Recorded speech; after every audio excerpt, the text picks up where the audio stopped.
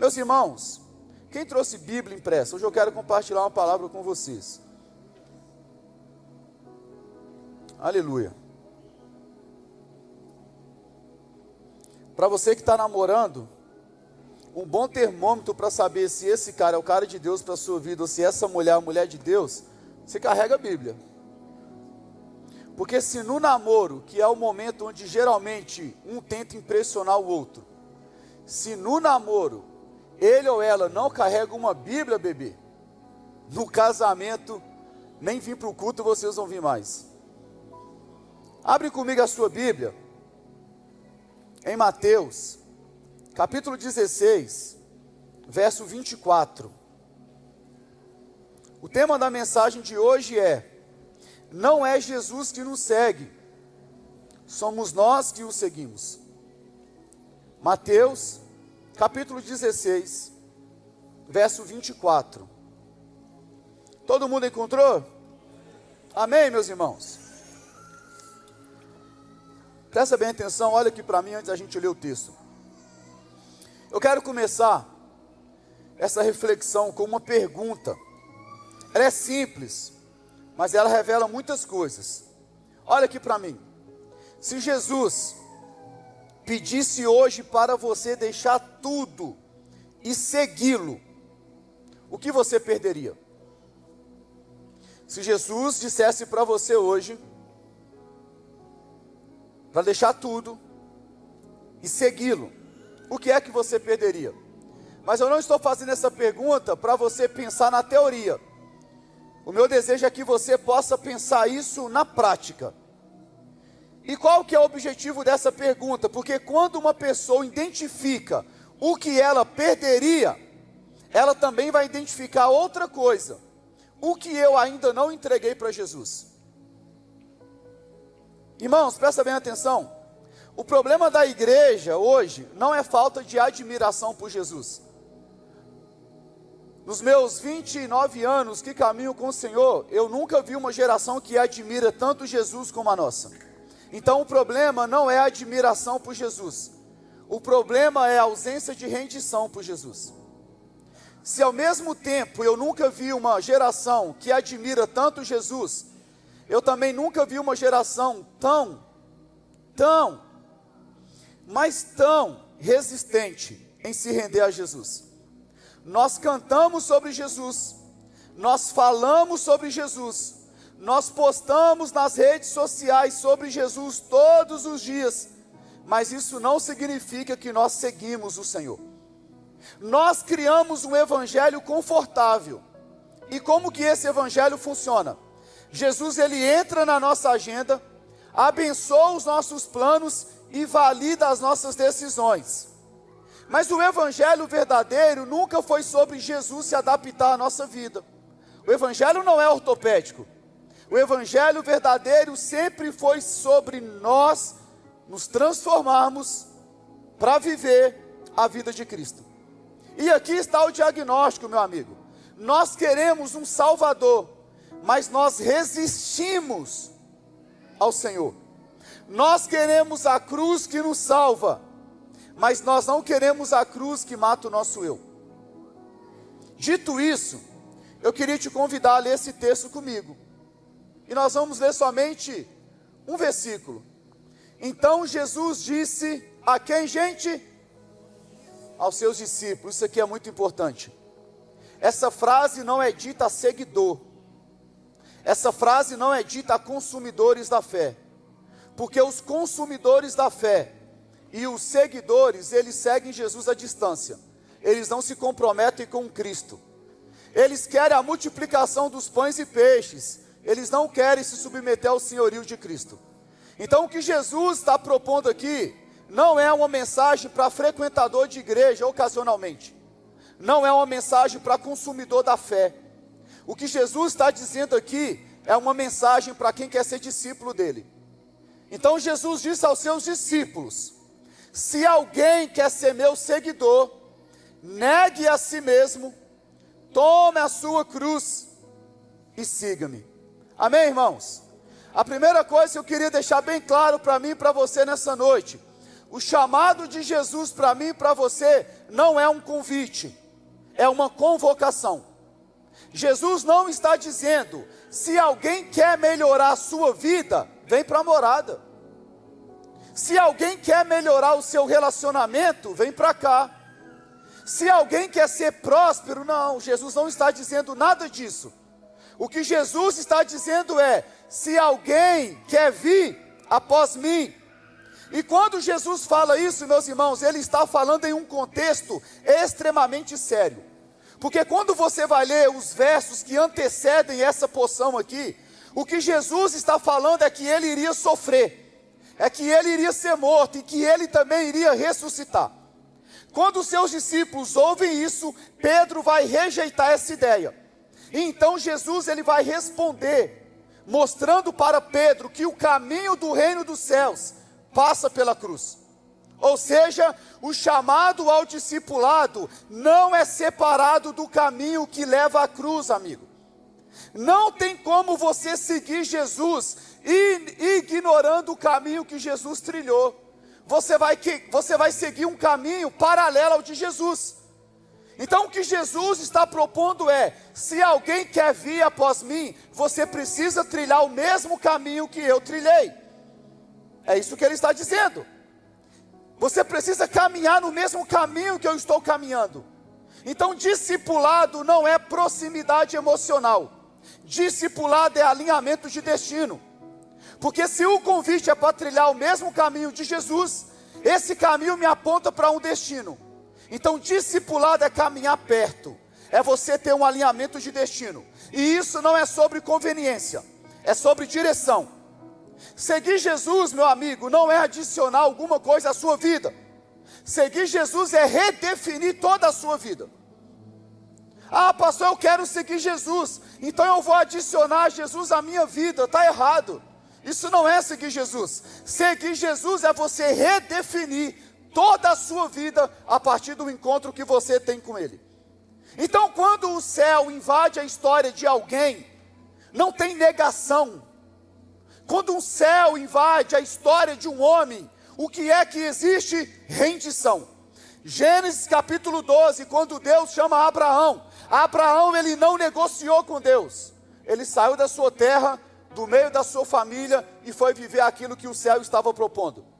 Quando Deus encontra Moisés no deserto pastoreando as ovelhas do seu sogro, Deus não ajustou o chamado para Moisés, ele teve que voltar para o Egito.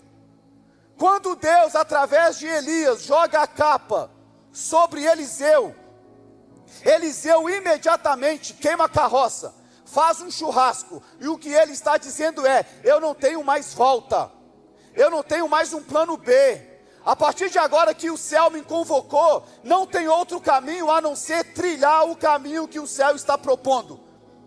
Então quando o céu se revela para cada um de nós, não existe plano B na nossa vida. Então não é Jesus que tem que se adequar ao nosso estilo de vida. Somos nós que temos que nos render àquilo que Ele está propondo. Amém, irmãos? Então se o chamado é uma convocação, o problema não está em ouvir. O problema está em obedecer. E o que Jesus está dizendo é, se alguém quer vir após mim, isso é uma convocação. Mas qual que é a primeira postura que você precisa ter? Negar a si mesmo. Pastor, o que é negar a si mesmo? Negar a si mesmo não é você se odiar, não é você se anular. Negar a si mesmo é uma coisa muito legal. Teatrinho é bom porque a galera aprende muito. Me presta essa cadeira aqui, Adam, por favor. Quando Jesus fala o seguinte, olha, quem quer vir após mim, precisa negar a si mesmo. Pastor, o que é negar a si mesmo? Negar a si mesmo, amigo, é quando você sai do trono que você ocupa, até Jesus ter encontrado você. Porque enquanto Jesus ainda não encontrou você, você é o Senhor da sua vida. Agora não tem como trilhar o caminho que Cristo trilhou, se você insistir em permanecer sentado no trono da sua vida. Quando Jesus fala o seguinte, se alguém quer vir após mim, negue-se a si mesmo, ou seja, saia do trono. Você não governa mais a sua vida. Quem é que já entregou a vida para Jesus? Deixa eu te dar uma boa notícia, você não é senhor da sua vida. Você não se assenta no trono da sua vida. Você não toma decisões a partir daquilo que você quer. Você agora se submete ao senhorio do Senhor. E por que é que sair do trono é tão difícil, irmãos? Porque o maior ídolo que nós criamos não é externo. O maior ídolo que nós criamos é o próprio homem. Eu disse semana retrasada e repito, certa vez João Calvino disse que o coração do homem é uma fábrica de produção de ídolos. E o principal ídolo fabricado, irmãos, é o próprio eu, que quer governar a nossa própria vida. Então quando Jesus disse, se você quer ser meu discípulo, quer me acompanhar, você precisa negar a si mesmo. Você precisa sair do trono. E o que isso significa? Não é sobre mais o que você quer. Não é sobre mais o que você sente. Não é sobre mais o que você planejou. Negar a si mesmo significa confrontar todos os dias a sua própria vontade.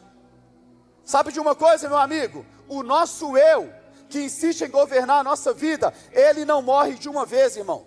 Ele ressuscita todos os dias. Certa vez Lutero disse o seguinte: eu pensei que o velho homem havia morrido no batismo, mas o desgraçado sabia nadar.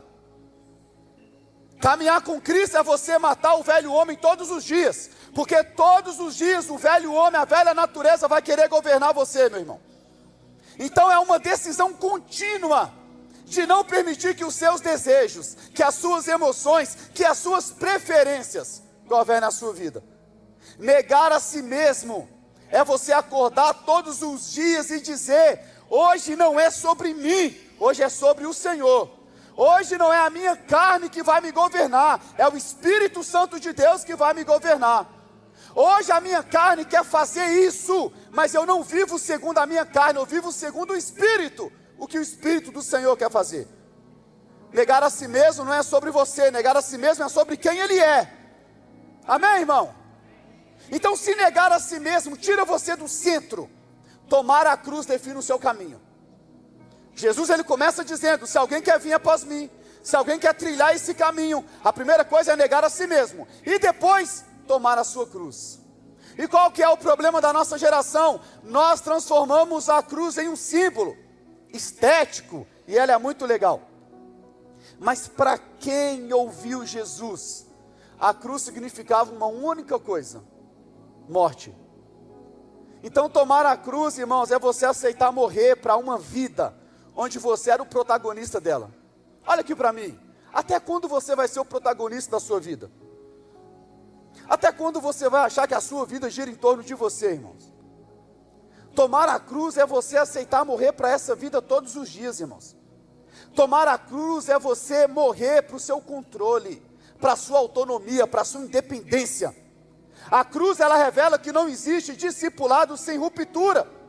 Uma vez Spurgeon afirmou o seguinte: todo cristão, ou ele é um missionário, ou ele é um impostor. Não tem como, amigo, ou você é uma coisa, ou você é outra coisa. Porque a cruz de Cristo nos tira dessa neutralidade. A cruz de Cristo, ela expõe se nós estamos vivendo para Cristo, ou se nós estamos orbitando ao redor dele. Isso aqui não é metafórico, é espiritual, irmãos. É real, é existencial. A cruz de Cristo não é um acessório ao nosso discipulado, ela é o caminho do discipulado. Quem quiser caminhar com Jesus, ser um discípulo de Jesus, precisa sair do trono, precisa negar a si mesmo e precisa tomar a cruz todos os dias. Irmãos, se a cruz ela define o meu caminho, então seguir Jesus agora aponta para o meu destino. Seguir Jesus reconfigura a nossa vida. E presta bem atenção, irmãos. Te amo. Seguir Jesus não é você frequentar um culto. Está quente, Jardim, quase que a minha língua. Seguir Jesus não é você frequentar ambientes religiosos, amigo. Seguir Jesus não é você frequentar ambientes onde o nome dele é mencionado. Tem muitos ambientes que nós falamos de Jesus, mas Jesus não está no ambiente. Irmãos, seguir Jesus é muito mais do que você servir o ministério. Olha aqui para mim. Servir Jesus é você reorganizar toda a sua vida ao redor de Jesus. Lembra de quando Jesus ele chama Pedro? Ele usa o barco de Pedro emprestado, e aí ele fica uma certa distância, ele começa a pregar para a multidão, e ele cura, ele ensina, e ele faz tudo o que tinha que fazer. Depois ele vira para Pedro, que vinha de uma noite sem pescar nada, e ele vai dizer o seguinte: Pedro, joga a rede. Pedro, que era um pescador por profissão, ele tem a maior pescaria da vida dele. Quem que é empresário? Imagina você ter o maior faturamento da sua história, e você viveu isso por um milagre do Senhor, e agora recebendo o maior faturamento da sua história, Jesus vira para você e fala o seguinte: larga tudo, me segue. Irmãos, Pedro não questionou, Pedro deixou tudo para seguir Jesus. Eu gosto quando Jesus ele passa em um ponto onde estava cobrando impostos, e talvez para os dias de hoje seria equivalente ao emprego público. Mateus era um cara concursado, trabalhava para o Império Romano, cobrava impostos. Jesus ele está passando na frente do posto de trabalho dele e diz uma palavra: segue-me. Ah, cara, isso me enche de temor, porque Mateus não perguntou qual que é a proposta salarial. Você vai cobrir o que eu ganho? Eu vou ter mais férias com você? Eu vou poder viajar mais com você? Tem um plano de carreira? A Bíblia fala que imediatamente Mateus se levantou e seguiu Jesus sem questionar. Eu gosto de Atos, porque Atos vai falar da história de Paulo, perseguidor da igreja. Foi criado aos pés de Gamaliel. Irmãos, um sábio, um doutor da lei, alguém com uma reputação. De repente ele estava no caminho de Damasco, perseguindo o próprio Cristo. Porque quando você persegue a igreja, você persegue o próprio Cristo. Jesus então encontra com Paulo e fala o seguinte: Paulo, por que é que você me persegue? Amigo, imediatamente a vida desse cara foi reconfigurada em torno do Cristo. Imediatamente, irmãos. Ele abandonou status, reputação, poder. E aí em Filipenses, no capítulo 3, no verso 7 e 8, olha o que esse mesmo Paulo vai dizer, depois de ter tido um encontro com Jesus Cristo ressuscitado. Eu pensava que essas coisas eram valiosas. Que coisas? A minha reputação, meu conhecimento, a minha conta bancária, o meu network, o meu emprego. Eu pensei que tudo isso era muito valioso, mas agora eu considero insignificantes. Por quê? Por causa de Cristo. Sim, todas as outras coisas são insignificantes comparadas ao ganho inestimável de conhecer a Cristo Jesus, meu Senhor. Por causa dele deixei de lado todas as coisas e as considero menos o quê? Lixo, a fim de poder ganhar o quê? A Cristo. Irmãos, o encontro com Cristo não adiciona sentido à sua vida antiga. O encontro com Cristo substitui completamente a sua vida antiga. Isso é glorioso, amigo. O nosso problema é que nós pensamos o seguinte: quando eu entregar a minha vida para Cristo, Cristo vai melhorar a minha vida. Não, irmãos. Jesus não quer dar um plus, um up na sua vida. Jesus quer reconfigurar toda a sua vida em torno dele agora, amigo. Irmãos, presta bem atenção. Seguir Jesus não é apenas você abrir mão de algo, é você ser inserido em algo infinitamente maior. Seguir Jesus é você deixar uma vida limitada, centrada em você mesmo, para viver uma vida que participa dos propósitos eternos de Deus. Seguir Jesus, amigo, é você sair de uma existência autocentrada. O que é isso, pastor? Uma vida que só olha para o próprio umbigo. Para você entrar em uma vida teocêntrica. O que é isso? Deus é o centro da minha vida. Irmãos, olha o que Gálatas vai dizer no capítulo 2, no verso 20. O mesmo apóstolo Paulo dizendo para mim e para você: eu fui crucificado com quem? agora já não sou eu quem vive, mas Cristo vive em mim. Portanto, vivo neste corpo terreno pela fé no Filho de Deus, que me amou e se entregou por mim. O mesmo Paulo em Romanos capítulo 11, verso 36, olha o que ele vai dizer, texto glorioso: pois todas as coisas vêm dele, existem por meio dele e são para ele, a ele seja toda a glória para sempre, amém. 2 Coríntios capítulo 5, verso 15, olha o que Paulo vai dizer: ele morreu por todos, para que os que recebem sua nova vida não vivam mais para quem? Para quem, gente? Tu recebeu a nova vida de Cristo, amigo?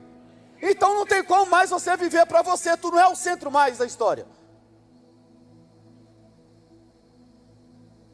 Mas eles vivem para quem? Para Cristo, que morreu e ressuscitou por eles. Irmãos, presta bem atenção. Seguir Jesus, amigo, seguir Jesus é você deixar de reagir às circunstâncias da vida e você começar a viver respondendo um chamado eterno. E isso muda tudo, irmão. Isso muda a sua prioridade, isso muda as suas decisões, isso muda os seus relacionamentos, isso muda até a forma de você sofrer. Porque agora, amigo, nada é aleatório, tudo está debaixo de um propósito. Então, se seguir Jesus reconfigura tudo, o nosso problema não é falta de entendimento, é falta de entrega. Porque se nós agora pudéssemos reescrever o texto, o que Jesus está dizendo para mim e para você é: se alguém quer caminhar o mesmo caminho que eu caminhei, saia do trono da sua vida, negue-se a si mesmo, tome a sua cruz, morra para a sua vontade todos os dias, e agora me segue. Vem viver tudo aquilo que já está estabelecido para você. Irmãos, presta bem atenção. E por que é que nós temos dificuldade de nos entregarmos a essa jornada do discipulado? Porque a nossa geração, ela inverteu o evangelho. Nós estamos criando o evangelho onde Jesus precisa caber na minha rotina. Jesus, hoje eu não tive tempo para o meu devocional, mas você tem que me entender. Eu trabalhei o dia todo. Eu não tive tempo para você, mas eu estava ocupado. Então nós criamos um evangelho onde Jesus precisa caber no meu dia, na minha rotina. Nós criamos um evangelho onde Jesus, ele precisa aprovar os meus sonhos, porque eu sou tão petulante e eu acho que os meus sonhos são melhores para mim do que os sonhos do Senhor. Então eu chego para ele e apresento para ele uma lista de desejos, aprova, porque eu sei o que é melhor para mim. Nós criamos um evangelho, irmãos, onde Jesus precisa servir meus planos. Mas isso não é discipulado, isso é idolatria religiosa. Nós estamos tentando transformar o Senhor em um servo. Para quê? Para a gente continuar no trono. Não tem como você caminhar com Jesus estando assentado no trono. E isso explica muito bem aquilo que muita gente diz. Porque muita gente fala o seguinte: pastor, eu entreguei a minha vida para Jesus. Ah, que lindo. Ah, você não consegue seguir Jesus na prática, porque você teve decisão, você não teve rendição. E são coisas completamente diferentes. Completamente diferentes, irmãos. Eu posso decidir por Jesus, mas não me render a Jesus. Irmãos, presta bem atenção. Nós estamos querendo um evangelho que nos dê direção, sem submissão. Nós queremos um evangelho da caixinha de promessa. Tudo que eu tiro todos os dias é que algo vai dar certo na minha vida, sem que eu viva transformação. Nós queremos um Deus que me dê recurso, mas que não me governe. Então, se o nosso problema é um evangelho distorcido, qual que é a solução, pastor? Retornar ao verdadeiro evangelho. Ah, como o evangelho é glorioso, irmãos. E se tem uma coisa que Jesus fez, é nunca esconder o custo do evangelho. Mas ele também nunca escondeu a beleza do evangelho. Mateus capítulo 13, verso 44, vai dizer do homem, que o reino dos céus é como um tesouro escondido que um homem descobriu num campo. em seu entusiasmo, ele o escondeu novamente. Vendeu o que, gente? Tudo que tinha. E com o dinheiro da venda comprou aquele campo. Presta bem atenção, irmãos. Presta bem atenção. Ele vendeu tudo que ele tinha e ele não considerou nada como perda. Ele não sentiu a perda. E por que é que o reino dos céus é como um homem que vende tudo o que tem e não sente pesar? Porque ele encontrou alguma coisa muito maior. Como é que eu vou ficar triste? É a mesma coisa. É a mesma coisa. Digamos que a sua vida toda se resumisse a uma caixa de água de 500 litros. Tudo que você é, tudo que você tem, está ali, ó, numa caixa de água de 500 litros. Aí de repente você descobriu o Evangelho. Aí o que você fez? Vendeu a sua caixa d'água de 500 litros. Vendeu a sua empresa, seu trabalho, suas afeições. Vendeu tudo. E agora quando você vira, o que é que você se depara?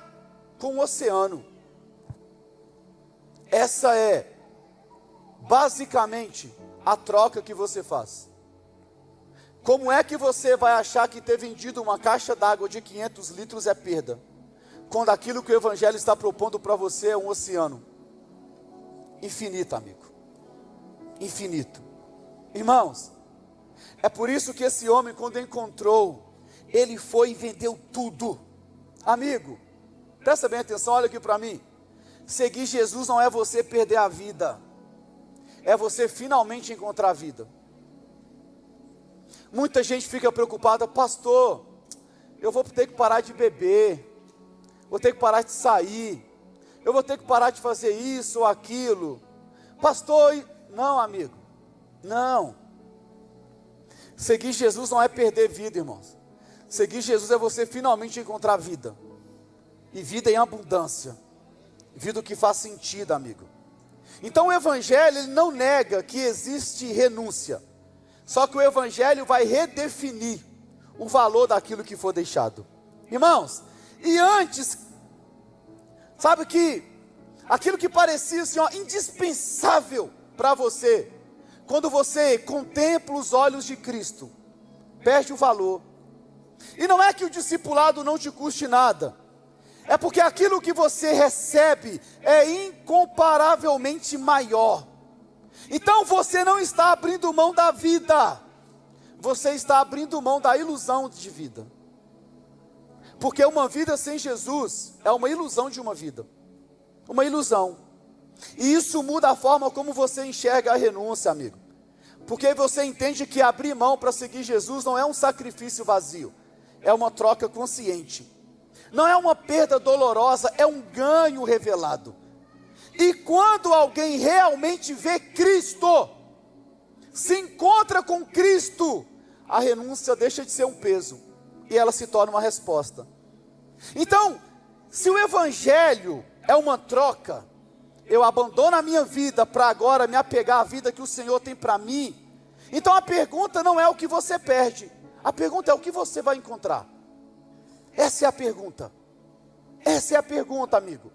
E aqui está a beleza de você dizer um sim para o Senhor. Irmãos, tem uma beleza tão profunda no Evangelho para aqueles que dizem sim ao Senhor. Existe um descanso no Senhor, onde você não vai mais ter que precisar sustentar o seu próprio mundo à força do braço. Tem uma paz em Cristo que excede todo entendimento, irmãos. Tem uma liberdade no Evangelho que você deixa de ser escravo de si mesmo. Já teve aquela sensação? Eu mais uma vez fiz aquilo que eu não queria fazer. Mais uma vez eu fiz aquilo que eu pensei que eu havia vencido. Irmãos, seguir Jesus não é uma vida menor. Seguir Jesus é uma vida alinhada, amigo. Não é limitação, é redenção, amigo. Existe uma alegria para mim e para você, quando nós decidimos seguir Jesus, que não depende das circunstâncias. Essa alegria, ela nasce quando a nossa vida está alinhada com o propósito de Deus. Então dizer sim a Jesus não é só uma decisão espiritual, É um reencontro com aquilo que você foi criado para ser. Tu foi criado para ser filho de Deus. Tu foi criado para se alimentar do Senhor, irmãos. Você foi criado para viver seguindo alguém, se relacionando com alguém, irmãos. E quando você entende isso, algo muda dentro de você. A sua ansiedade diminui. A necessidade de controle vai se enfraquecendo. A comparação perde a força. Porque agora você não vive mais tentando construir um caminho. Agora você vive respondendo a um caminho que já foi revelado. Seguir Jesus não empobrece a vida de ninguém, irmãos. Seguir Jesus purifica a vida do homem. Seguir Jesus não reduz a sua existência. Seguir Jesus redime toda a sua existência, irmãos. E no fim você vai perceber uma coisa: renunciar por Cristo nunca foi perder. Nunca foi perder. Sempre foi ganhar o que realmente importa. Eu ainda encontro alguns amigos da PM e eles ficam, às vezes, questionando, impressionado. Cara, como que você abriu mão da sua profissão? Como é que você perde o emprego público? Eu não perdi, amigo. Eu troquei algo pequeno por algo extremamente maior, que é poder seguir o meu Senhor nesse caminho do discipulado. Irmãos, eu gosto quando Agostinho de Hipona vai dizer o seguinte: Senhor, o Senhor nos fizeste para Ti, e o nosso coração ele está tão inquieto, enquanto ele não descansar em Ti. Deixa eu dizer uma coisa para você, amigo: o seu coração sempre vai andar inquieto, sempre, até você encontrar o Senhor e repousar no Senhor. O problema é que você acha que o seu coração vai parar de ser inquieto quando a promoção vier, e aí a promoção vem, e você percebe: ganhei mais grana, mas ainda eu estou inquieto. Aí você pensa: quando eu casar e começar a namorar de vez em quando, e tu percebe que o casamento não preencheu esse vazio. Aí você acha que quando eu fizer uma viagem, eu agora vou deixar de ser inquieto. Quando eu ganhar grana, quando eu passar no concurso, quando eu tiver, tu vai criando falsas linhas de chegada. O seu coração sempre estará inquieto, porque o seu coração foi feito para descansar no Senhor. Enquanto você não encontrar esse lugar, você será alguém inquieto, irmão. Inquieto. Deixa eu dizer uma coisa para você: você não foi criado para se autogerir. Não, amigo, você foi criado para se relacionar, para ser guiado. Irmãos, eu caminho para o final dessa curta mensagem porque nós vamos ceiar. Mas eu comecei com uma pergunta e eu queria terminar com uma pergunta: você admira Jesus ou você segue Jesus? E a gente percebe isso na prática. A sua empresa, irmãos,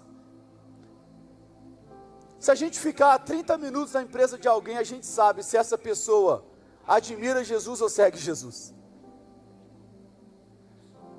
30 minutos numa mesa tomando um café, tu sente o cheiro.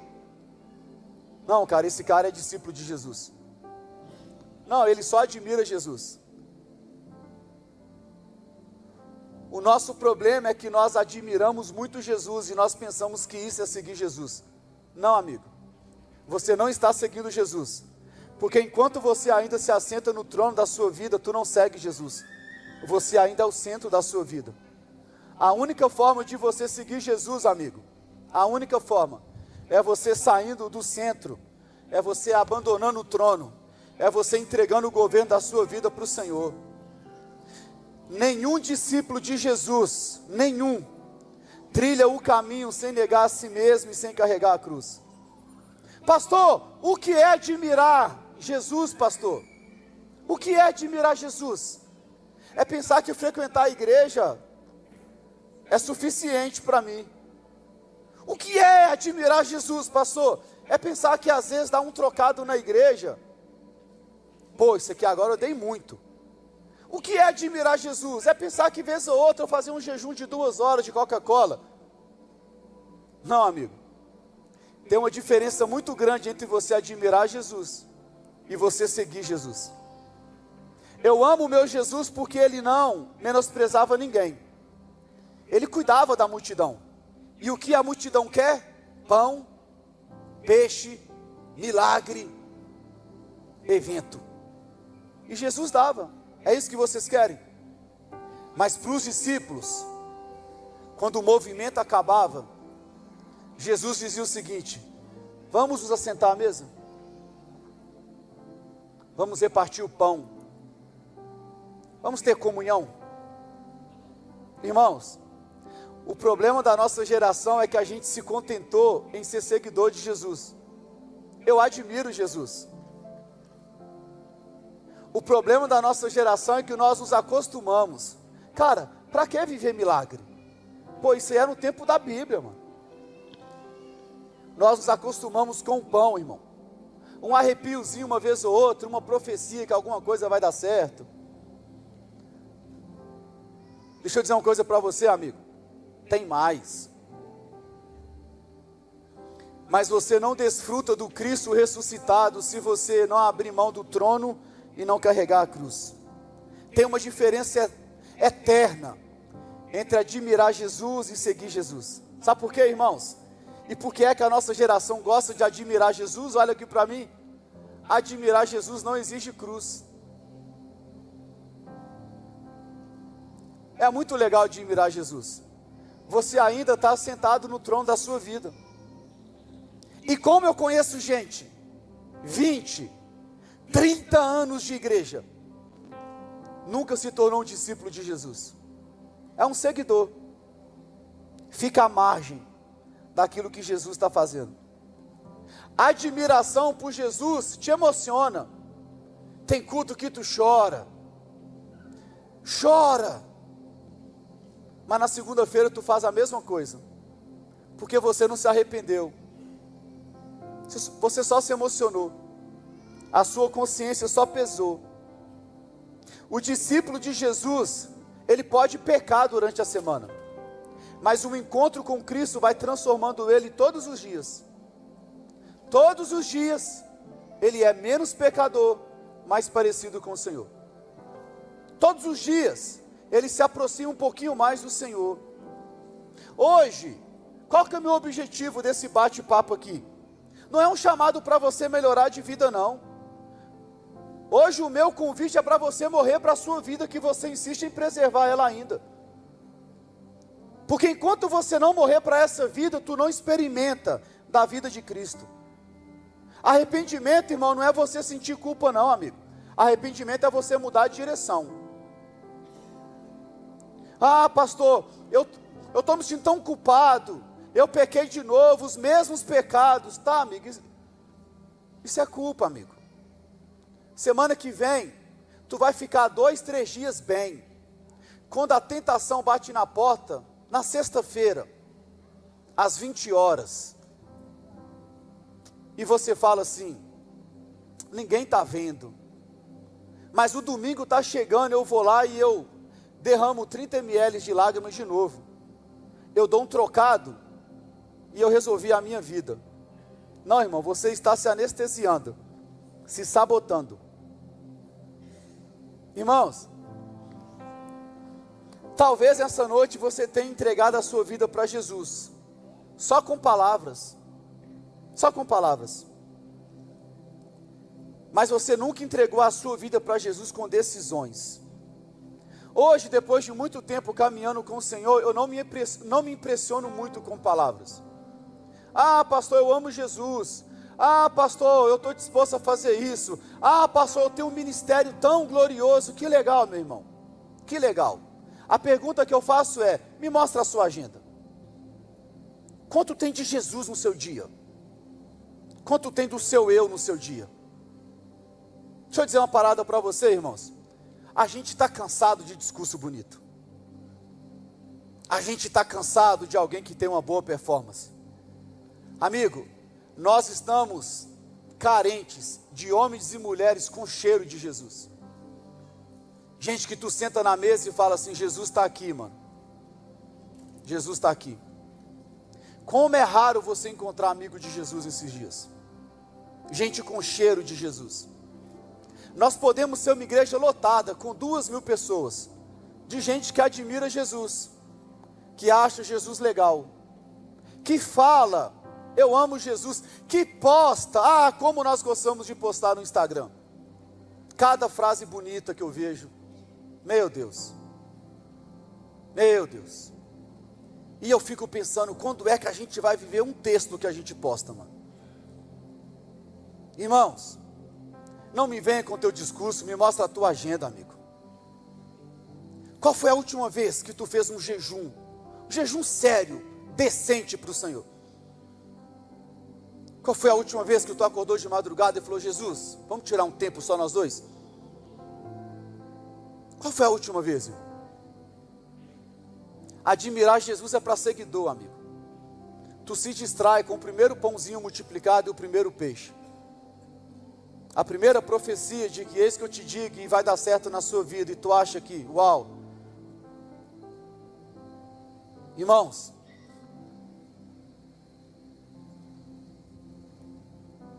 hoje a gente precisa ajustar a nossa vida, cara. Tem um tanto de gente que diz, eu amo Jesus, indo para o inferno.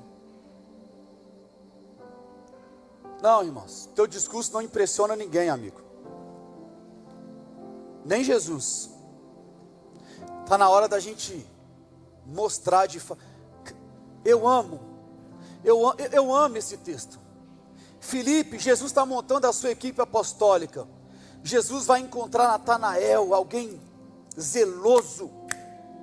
Filipe vai dizer para Natanael, eu encontrei o Messias, cara. Eu encontrei aquele que a gente tanto ansiava. De onde que ele é? De Nazaré. Nazaré. Mas pode vir alguma coisa boa de Nazaré. Eu amo essa resposta. Vem e veja. Irmãos.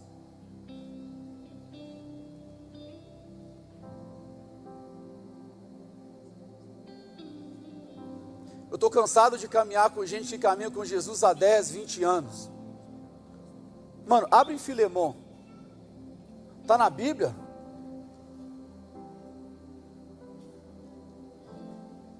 Eu estou com saudade de gente que, pastor, vamos jejuar 3 dias, mano. Mas é porque agora a gente acha que isso é religiosidade, mano. A gente acha que isso agora é religiosidade.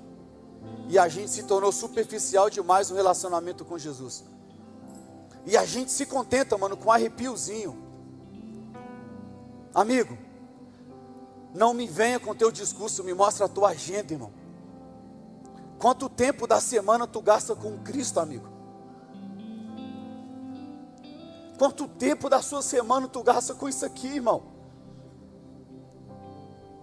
Não, irmão, se Jesus não é prioridade para a tua vida, tu não é um discípulo dele, cara. Tu diz da boca para fora que o Senhor é o seu Senhor. Tudo que é prioridade é onde você gasta seu tempo.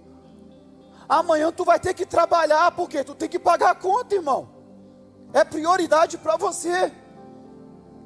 Tu tem que mandar teu filho para a escola, é prioridade na vida dele. Quanto tempo tu gasta com isso, mano? E aí, quando é que nós vamos lembrar disso aqui? Quando a enfermidade bate na nossa porta, a gente para no hospital e o médico fala, não tem mais cura. Agora é só o Cristo ressuscitado. Como eu perdi tempo. É quando tu vai no fundo do poço e você fala, agora eu não consigo mais. Meus contatos não resolvem, agora é só Jesus, mano. O problema, irmãos, é que a gente precisa perder para a gente aprender a valorizar o Senhor, amigo. Quando é que a gente vai parar de se contentar em vir na igreja uma vez por semana, cara? Eu venho na igreja uma vez por semana e eu acho que isso é ser crente. Pô, se tu não tem cheiro de Jesus, cara, a gente precisa redefinir a nossa vida. Pô, que falta faz, cara, se assentar na mesa e da galera falar, pô, vamos abrir Bíblia. Bíblia, o que é Bíblia, pastor? A gente nem leva para o culto. Irmãos, talvez seja uma noite da gente alinhar a nossa vida, cara. Sair do nosso discurso e ir para uma prática, amigo. Porque se você não demonstra no seu dia a dia quem Jesus é para você, esse texto não é para mim, não é para você, esse texto é só para os discípulos, irmãos. Eu queria te convidar a ficar de pé, nós vamos orar ao Senhor. Nós iremos contigo, amado amigo, retornaremos ao lugar ao qual pertencemos. E nós iremos contigo, amado amigo, retornaremos ao lugar ao qual pertencemos. Leva-nos de volta ao primeiro amor. Leva-nos de volta ao primeiro amor. Leva-nos de volta ao primeiro amor. Leva-nos de volta ao primeiro amor. Leva-nos de volta ao primeiro amor. Leva-nos de volta ao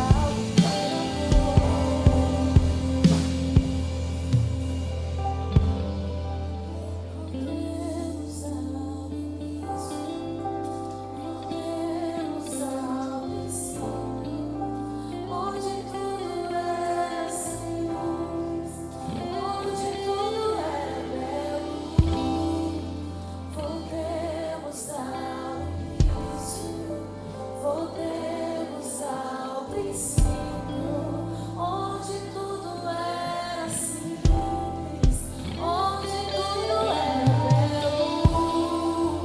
Voltemos ao início, voltemos ao princípio, onde tudo era simples, onde tudo era belo.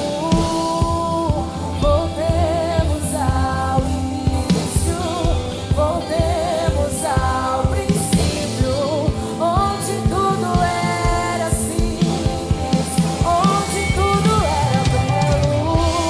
Leva-nos de volta ao primeiro amor. Leva-nos de volta ao primeiro amor. Leva-nos de volta ao primeiro amor. Leva-nos de volta ao primeiro amor. Leva-nos de volta ao primeiro amor. Leva-nos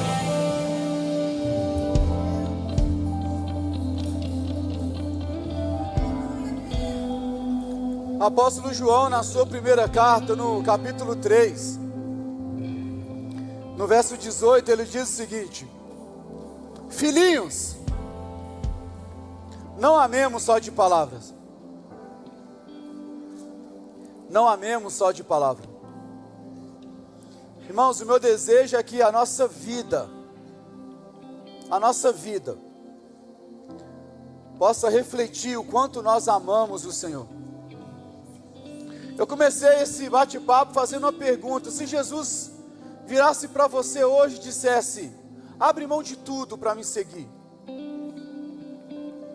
Se nós temos ainda coisas para abrir mão, é porque nós ainda não estamos seguindo o Senhor. Essa jornada é uma jornada de homens e mulheres de mãos vazias, amigo. Queria te convidar a fechar os teus olhos. Queria te convidar a orar.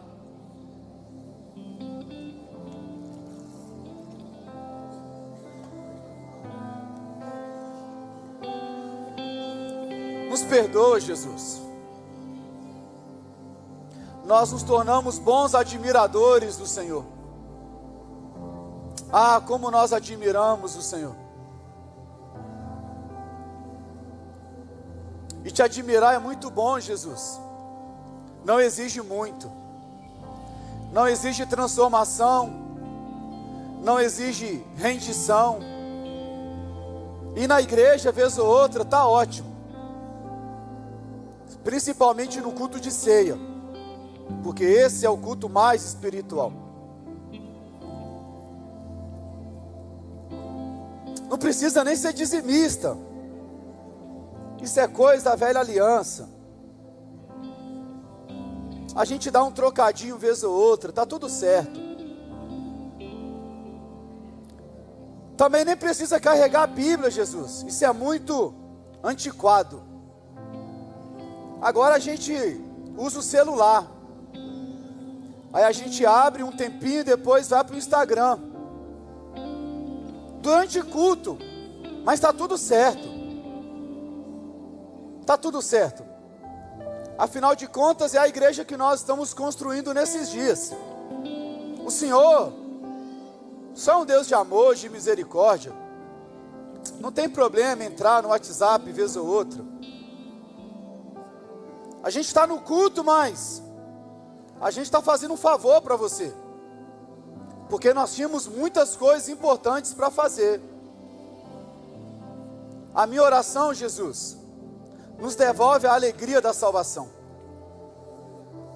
Nos devolve a alegria da salvação. Senhor, nos tira desse lugar onde nós te amamos com palavra. Ai, como nós somos bons em argumentos.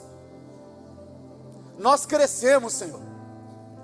E talvez esse tenha sido um dos nossos problemas. Nós crescemos demais. E a gente estuda muito hoje, Jesus.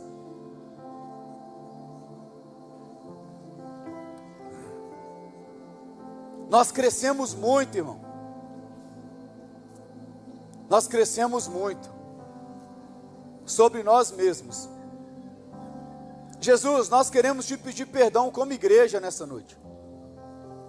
Porque se a minha vida não reflete o quanto eu te amo, minhas palavras não impressionam ninguém.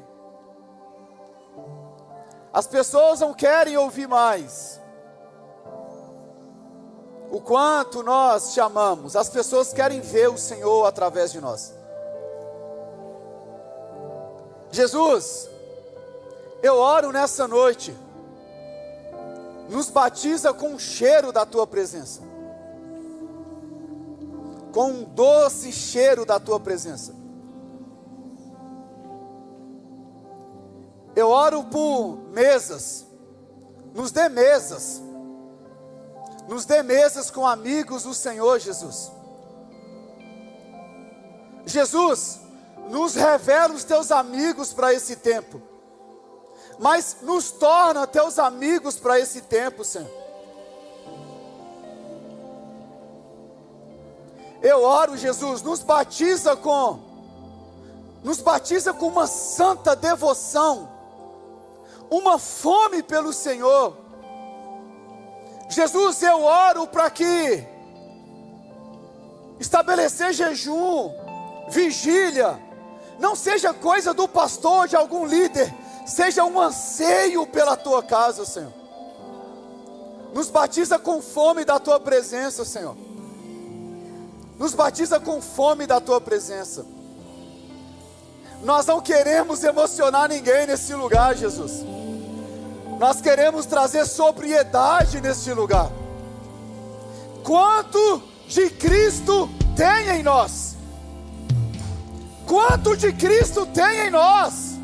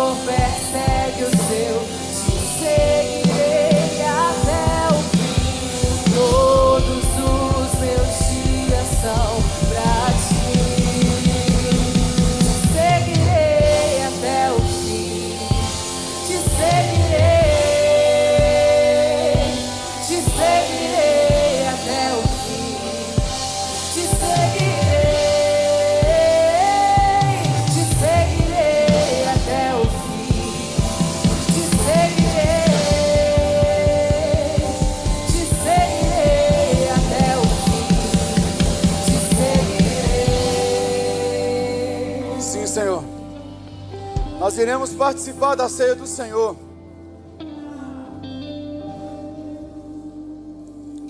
Não faça desse momento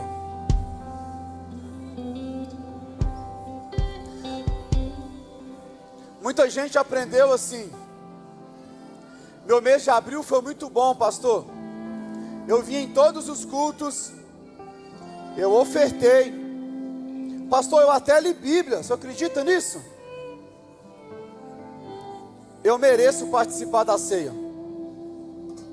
Aí muita gente aprendeu o oposto: pastor, meu abril foi muito ruim, faltei de muito culto, pastor, não li Bíblia, pastor, eu não dei meu dízimo.